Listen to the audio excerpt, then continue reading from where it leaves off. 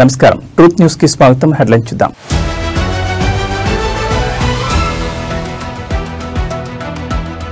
November 1న London కు CM Chandrababu. CII ఆధ్వర్యంలో జరిగే రోడ్ షోలో పాల్గొనున్న సీఎం.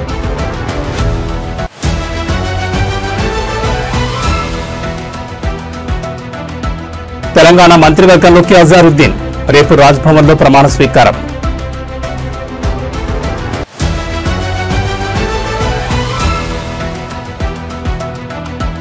అవనిగడ్డలోని కోడూరులో డిప్యూటీ సీఎం పర్యటన. తుఫాన్ ప్రభావిత ప్రాంతాల్లోని బాధిత రైతులను పరామర్శించిన పవన్.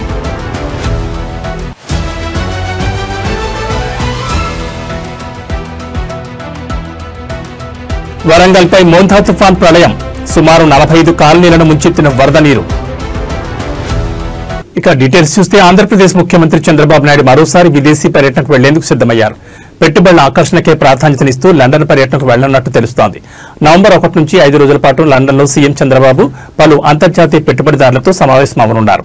రాష్ట్ర ఆర్థికాభివృద్ధికి, పారిశ్రామిక రంగం విస్తరణకు దోహదపడే విధంగా కొత్త పెట్టుబడులను రప్పించడమే లక్ష్యంగా చేసుకుని ఈ పర్యటన చేస్తున్నట్లు అధికారులు తెలిపారు. అలాగే విశాఖపట్నంలో త్వరలో జరగబోయే గ్లోబల్ ఇన్వెస్టర్స్ సమ్మిట్ కు పెట్టుబడిదారులను ఆహ్వానించేందుకు సీఎం ప్రత్యేక దృష్టి పెట్టారు. లండన్లో సిఐఐ ఆధ్వర్యంలో జరుగుతున్న రోడ్ షోలో పాల్గొని ఆంధ్రప్రదేశ్లోని పెట్టుబడి అవకాశాలను చంద్రబాబు వివరిస్తారు. రాష్ట్రం ఇప్పటికే ఐటీ, ఎలక్ట్రానిక్స్, గ్రీన్ ఎనర్జీ, మౌలిక వసతులు, పరిశ్రమల రంగాల్లో భారీ అవకాశాలను కలిగి ఉందని వివరించనున్నారు. ఈ పర్యటనలో ఆయన పలు గ్లోబల్ కంపెనీల ప్రతినిధులతో ద్వైపాక్షిక సమావేశాలు నిర్వహించి పెట్టుబడుల సహకారం, టెక్నాలజీ మార్పిడి, ఉద్యోగ అవకాశాల సృష్టి వంటి అంశాలపై చర్చించనున్నారు. నవంబర్ 6న సీఎం చంద్రబాబు అమరావతికి తిరిగి రానున్నారు. ఆంధ్రప్రదేశ్ ను ప్రపంచ పెట్టుబడిదారుల కేంద్రంగా నిలపాలనే లక్ష్యంతో రాష్ట్ర ప్రభుత్వం కదులుతోందని అధికార వర్గాలు వెల్లడించాయి.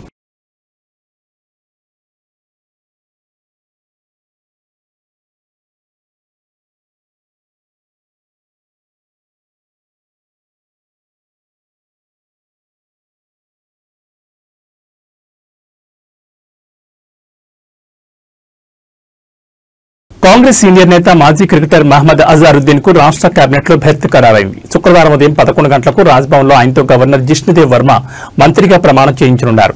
సీఎంగా రేవంత్ రెడ్డి ప్రమాణ స్వీకారం తర్వాత ఇది కేబినెట్ రెండో విస్తరణ. 3 మంత్రి పదవులు ఖాళీగా ఉండగా అజారుద్దీన్ వారికి తాజా విస్తరణను పరిమితం చేయనున్నారు. ప్రస్తుతం సీఎం సహా రాష్ట్ర కేబినెట్ లో మొత్తం 15 మంది ఉన్నారు. అజారుద్దీన్ రాకతో మంత్రుల సంఖ్య 16కు చేరనుంది. కేబినెట్ లో మొత్తం 18 మందికి అవకాశం ఉండగా మరో 2 మంత్రి పదవులు పెండింగ్ లో ఉంటాయి. మైనార్టీ కోటాలో అజారుద్దీన్ ఎమ్మెల్యే కాకుండానే మంత్రి అయ్యే అవకాశం దక్కబోతోంది. జూబ్లీహిల్స్ ఉప ఎన్నికల్లో కాంగ్రెస్ తరఫున పోటీ చేయాలని అజారుద్దీన్ ప్రయత్నిస్తుండగా ఏఐసీసీ ఆదేశాల మేరకు ఆయనను గవర్నర్ కోటా కింద ఎమ్మెల్సీగా ఎంపిక చేశారు. ఎమ్మెల్సీ నియామక ప్రక్రియ పెండింగ్ లో ఉన్నప్పటికీ అజారుద్దీన్ ను కేబినెట్ లో తీసుకోవాలని హైకమాండ్ నిర్ణయించడంతో మంత్రివర్గ విస్తరణకు ఆయన ప్రమాణ స్వీకార కార్యక్రమానికి CM Revanth Reddy green signal ఇచ్చారు. అజారుద్దీన్ ను కేబినెట్ లోకి తీసుకుంటే అటు మైనార్టీ కోటాతో పాటు గ్రేటర్ హైదరాబాద్ కోటా కూడా భర్తీ చేసినట్లవుతుందని కాంగ్రెస్ భావిస్తోంది. అజారుద్దీన్ కు ఏ శాఖ కేటాయిస్తారనే దానిపై ఆసక్తి నెలకొంది.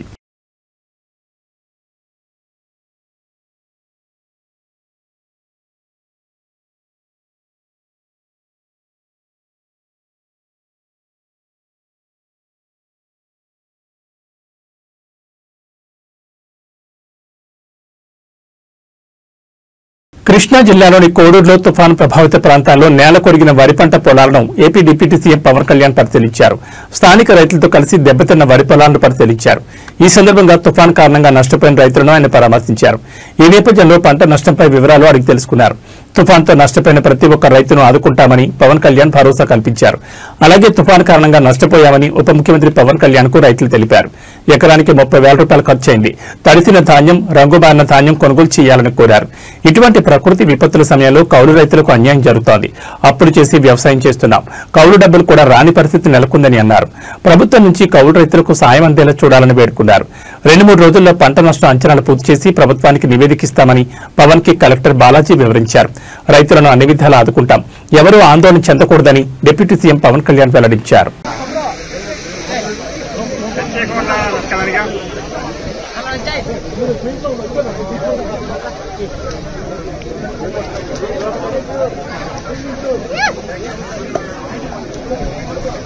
నాగార్జున సాగర్ కు భారీగా వరద పోటెత్తుతోంది. మోంథా తుఫాన్ ఎఫెక్ట్ బలంగా పడింది. తెలంగాణలోని చాలా జిల్లాల్లో భారీగా వర్షాలు పడుతున్నాయి.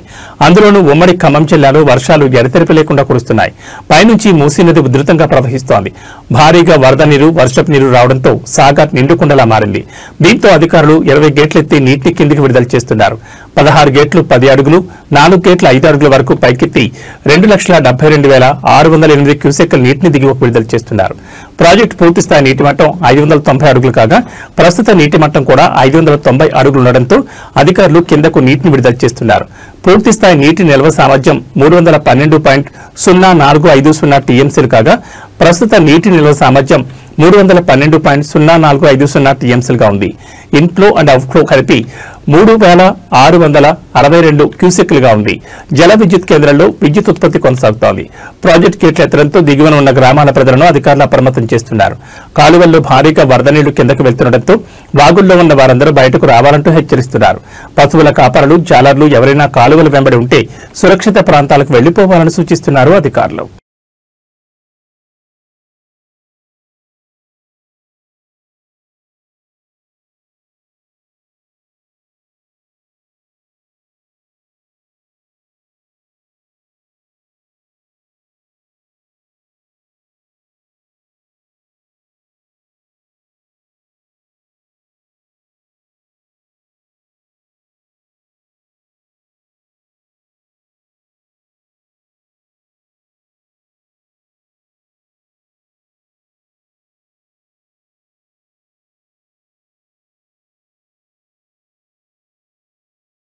ప్రభుత్వ వైద్య కళాశాలను పబ్లిక్ ప్రైవేట్ భాగస్వామ్యం కింద ప్రైవేట్ సంస్థలకు అప్పగించే నిర్ణయంపై దాఖలైన పిటిషన్పై ఆంధ్రప్రదేశ్ హైకోర్టు కీలక వ్యాఖ్యలు చేసింది.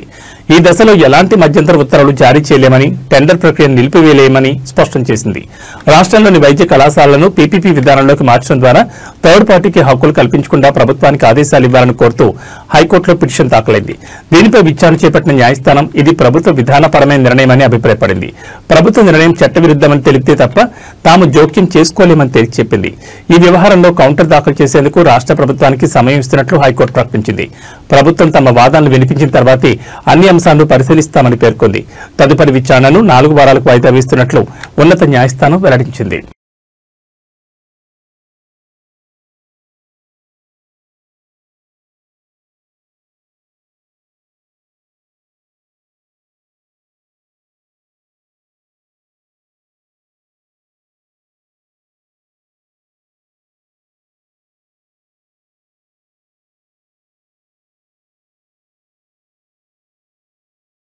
చారిత్రక నగరం వరంగల్ను మోంథా తుఫాన్ అతలాకుతలం చేసింది. బుధవారం రోజంతా ఎడతెరిపి లేకుండా కురిసిన కుండపోత వర్షానికి నగరం నీట మునిగింది.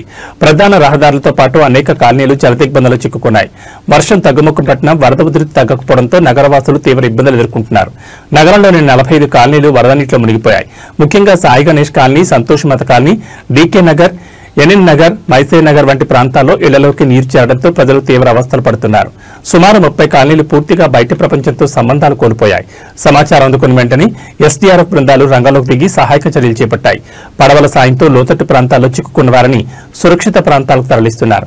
వరంగల్ తూర్పులో 6 సహా నగర వ్యాప్తంగా మొత్తం 12 పునరావాస కేంద్రాలను అధికారులు ఏర్పాటు చేశారు. ఇప్పటి వరకు 1200 మంది బాధితులను ఈ శిబిరాలకు తరలించారు. భారీ వర్షాల కారణంగా హంటర్ రోడ్లోని బొందిబాగు ఉప్పొంగి ప్రవహిస్తోంది. దీంతో వరంగల్, హనుమకొండ మధ్య రాకపోకలు పూర్తిగా స్తంభించాయి. మురుగు వెళ్లే రహదారిపై కూడా నాలాలు పొంగి పొర్లుతున్నాయి. అత్యవసర సహాయం కోసం వరంగల్ బల్దియా కార్యాలయంలో 1800-425-1980 టోల్ ఫ్రీ నెంబర్ను ఏర్పాటు చేశారు. డీఆర్ఎఫ్, ఇంజనీరింగ్, శానిటరీ సిబ్బందితో కూడిన 7 ప్రత్యేక బృందాలు సహాయక చర్యల్లో పాల్గొంటున్నాయి.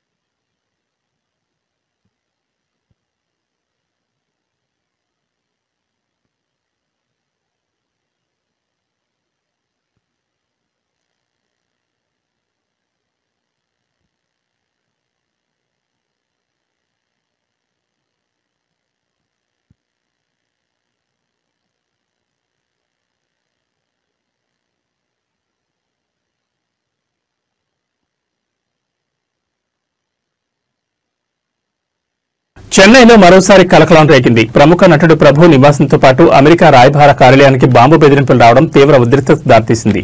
గుర్తు తెలియని వ్యక్తులు పంపిన ఈమెయిల్తో పోలీసు యంత్రాంగం అప్రమత్తమైంది. తమిళనాడు డీజీపీ కార్యాలయానికి వచ్చిన ఓ ఈమెయిల్లో ఈ బెదిరింపులున్నట్లు అధికారులు గుర్తించారు. చెన్నైలోని అన్నా ఫ్లైఓవర్ సమీపంలో ఉన్న అమెరికా కాన్సులేట్లో ఆ తర్వాత నటుడు ప్రభు ఇంట్లో బాంబు పేలుతుందని దుండగులు హెచ్చరించారు. ఈ సమాచారం అందుకున్న వెంటనే చెన్నై పోలీసులు బాంబు డిస్పాచబుల్ స్క్వాడ్ స్నిపర్ డాగ్స్ తో రంగంలోకి దిగారు. అమెరికా కాన్సులేట్ భవనం, నటుడు ప్రభు నివాసం వద్ద భద్రతను కట్టుదిట్టం చేసి ముమ్మర తనిఖీలు చేపట్టారు. గంటల తరబడి క్షుణ్ణంగా గాలించినప్పటికీ ఎలాంటి పేలుడు పదార్థాలు లభ్యం కాలేదని స్పష్టం చేశారు. ఇదే క్రమంలో అమెరికా కాన్సులేట్లో పనిచేసే మరికొందరు అధికారులతో పాటు నటుడు ఎస్వి శేఖర్, మైలాపూర్లోని సుబ్రహ్మణ్య స్వామి నివాసాలకు కూడా ఇలాంటి బెదిరింపులు వచ్చినట్లు తెలుస్తోంది.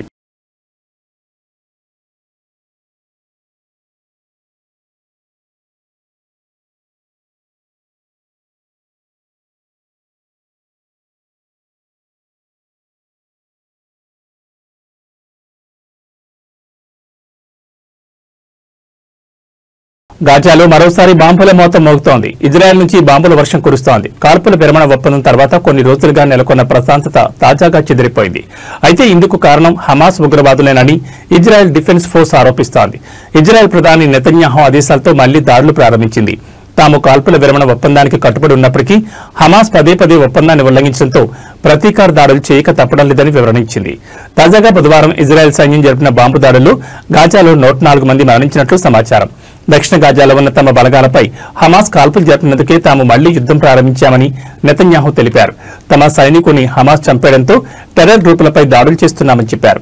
మంగళవారం రాత్రి నుంచి ఇజ్రాయెల్ చేస్తున్న బాంబు దాడుల్లో ఇప్పటి వరకు 104 మంది పాలస్తీనా పౌరులు చనిపోగా మరో 250 మందికి గాయాలయ్యాయి. అయితే నెతన్యాహు ఆరోపణలను హమాస్ ఖండించింది. తమ వైపు నుంచి ఎలాంటి కాల్పులు జరగకున్నా స్కూళ్లు, ఇళ్లపై ఐడీఎఫ్ బాంబులు వేస్తోందని ఆరోపించింది.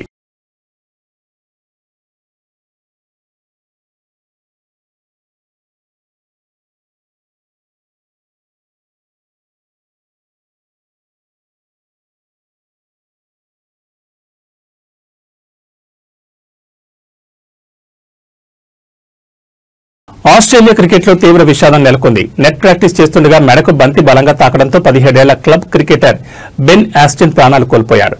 మెల్బోర్న్లోని ఫెర్నిట్రీ గల్లీలో మంగళవారం ఈ దురదృష్టకర సంఘటన జరిగింది. స్థానిక టీ20 మ్యాచ్ కోసం బెన్ ఆస్టిన్ తన సహచరులతో కలిసి నెట్స్ లో బ్యాటింగ్ ప్రాక్టీస్ చేస్తున్నాడు.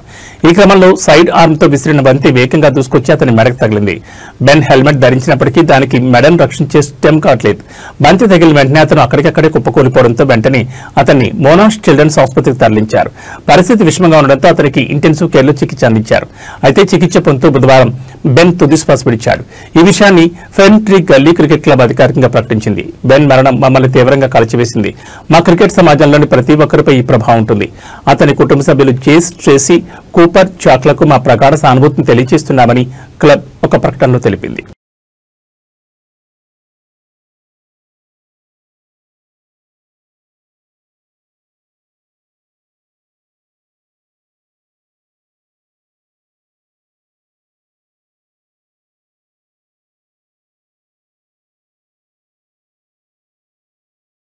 మోంతా తుఫాన్ నేపథ్యంలో ములుగు జిల్లాలోని ప్రజలు అప్రమత్తంగా ఉండాలని జిల్లా కలెక్టర్ టీఎస్ దివాకర్ పిలుపునిచ్చారు. జిల్లా ప్రజలు అవసరమైతేనే బయటకు రావాలన్నారు. అలాగే మత్స్యకారులు వేటకు వెళ్లొద్దని సూచించారు. జిల్లా యంత్రాంగం ఎప్పటికప్పుడు పర్యవేక్షణ చేస్తూ లోతట్టు ప్రాంత ప్రజలను అప్రమత్తం చేయాలని అధికారులకు కలెక్టర్ ఆదేశాలిచ్చారు. తుఫాన్ కారణంగా జిల్లా పరిధిలో ఎలాంటి అవాంఛనీయ ఘటనలు జరగకుండా ముందస్తు చర్యలు తీసుకున్నట్లు కలెక్టర్ తెలిపారు. జిల్లా ప్రజలందరికీ నమస్కారం. ఈ ప్రస్తుతం వస్తున్న తుఫాన్ అనేది చాలా ఉధృతంగా మారుతుంది. చాలా డేంజరస్ పొజిషన్కి మనం కూడా వెళ్తున్నాము. అందరికీ మేము చెప్పేది ఏంటంటే దయచేసి అనవసరంగా ఇంటి నుంచి బయట రావద్దు, ఇంట్లోనే మీరు ఉండండి. ఆల్రెడీ మన పంచాయతీ డిపార్ట్మెంట్ నుంచి కానీ మున్సిపాలిటీ డిపార్ట్మెంట్ నుంచి కానీ ఏదైతే డిలాపిటేటెడ్ హౌసెస్ ఉందో వాళ్ళందరికీ నోటీసులు ఇవ్వడం జరిగింది, ఇన్ఫర్మేషన్ ఇవ్వడం జరిగింది. వీలైతే మీ కుటుంబ సభ్యులు కానీ మీ బంధువులు ఇంటికి వెళ్ళగలిగితే వెళ్ళండి. లేదు అంటే మనము స్థానికంగా ఏర్పాటు చేసిన రిహాబిలిటేషన్ సెంటర్స్కి కూడా మీరు రావచ్చు.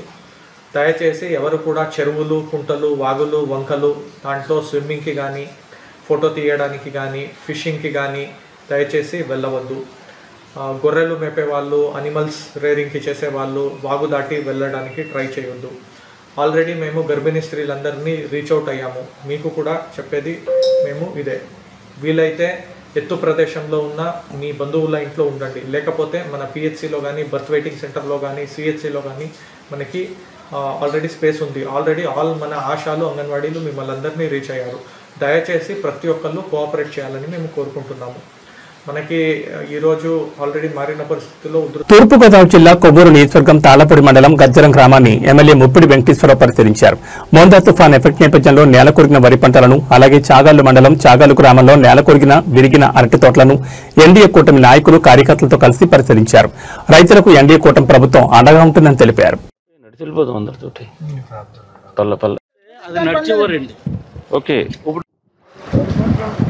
అప్పుడు అది మన కొత్త బ్రిడ్జి కాబట్టి పిల్లలు ఒక ఇచ్చేసేయండి. 6 వేలతో అమ్ముదాం బ్రిడ్జి.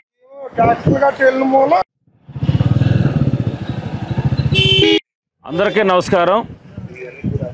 గత 3 రోజులుగా ముంతాన్ తుఫాన్ ఏదైతుందో అది రాష్ట్రంలో ఉన్నటువంటి దాదాపుగా ఎక్కువ జిల్లాల్లో దీని ప్రభావంతో గత 3 రోజుల నుంచి అనేక ఇబ్బందులు పడుతూ ఉన్నాం. నిన్నటి నుంచి కూడా వీస్తున్నటువంటి గాలులు కానీ వర్షాలతోటి కానీ ఎక్కడెక్కడ చెట్లు పడిపోవడం కానీ, కరెంటు స్తంభాలు పడిపోవడం కానీ, వైర్లు తెగిపోవడంలో కానీ, అదేవిధంగా కొన్ని పాక్షికంగా కొన్నిళ్ళు, పూర్తిగా కూడా కొన్నిళ్ళు ఈ తుఫాన్ తోటి గాలితోటి పడిపోయిన సంఘటనలు మనం చూస్తూ ఉన్నాం. వాటితో పాటుగా ఈ రోజుని మన తాళపూడి మండలంలో అనదేవరపేట కానీ, గజ్జరం కానీ, పెద్దెం కానీ, మలకపల్లి కానీ, ఇలాగ ఏవైతే కొన్ని గ్రామాలు ఉన్నాయో గోదావరిని అనుకున్నటువంటి గ్రామాలు కానీ, పక్కనున్నటువంటి గ్రామాలు కానీ అన్నీ కూడా పంట చేతికొచ్చేటువంటి వరి ఏదైతే ఉందో చేతికొచ్చే నాటికి అకాల తుఫానుతోటి, వర్షాలు, గాలితోటి పంట పొలాలన్నీ కూడా పూర్తిగా కూడా ఒరిగిపోయిన పరిస్థితి ఉంది. అన్నీ కూడా నాకు మొత్తం నియోజకవర్గంలో అన్ని గ్రామాల్లో ఎక్కడెక్కడ ఏం జరుగుతుంది మొత్తం నాకు రిపోర్ట్ కావాలి. మీరు ఏం చేస్తారంటే సచివాలయం ఉన్న స్టాఫ్లను అసిస్టెంట్గా పెట్టుకోండి. సచివాలయం ఉన్న స్టాఫ్లతో అగ్రికల్చర్లో, హార్టికల్చర్లో కూడా పెట్టుకుని అవసరమైతే ఆల్రెడీ మీరు స్టాఫ్ తక్కువ ఉన్నారు కాబట్టి వాళ్ళ హెల్ప్ తీసుకుని నాకు ఇమ్మీడియట్గా ఎక్కడెక్కడ ఏం జరుగుతుంది ఏంటో ఈ డ్యామేజ్ అంతా రిపోర్ట్ చేయండి. గవర్నమెంట్కి పంపించాలా, మీరు గవర్నమెంట్కి పంపించండి, నేను కూడా నా వైపు నుంచి నేను కూడా పంపిస్తాను, నాకు పంపిస్తే. చాలా జాగ్రత్త చూడండి. రైతులు పాపం చాలా నష్టపోయారు. ఇదంతా కూడా ఇదంతా మీదే. ఇది పదండి అటుపక్క. అదేంటి అదే వరదే? ఓ ఎంత కౌలు ఎంత? పంటకి 13 బస్తాలు. 30లో 13 బస్తాలు ఇవ్వాలి. ఓకే. పెట్టుబడి ఎంత అవుతుంది ఎకరానికి? అక్కడ చివరి మొలక వచ్చిందేమో చూడు, ఏదైనా వచ్చేస్తా. మొలక రాకుండా ఉంటాకి ఏదో ఉంటుందంట కదా, ఉప్పు చల్లుతారండి.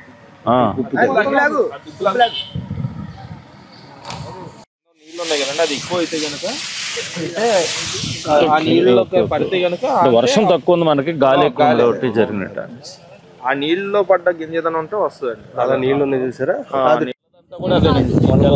మొలకండి అంతా మొలకండి. అవునండి, అవును. మరి 3 డోసులో కాలేకపోతే మొలకొచ్చే పరిస్థితి ఏంటి? చేతికి వచ్చేసరికల్లా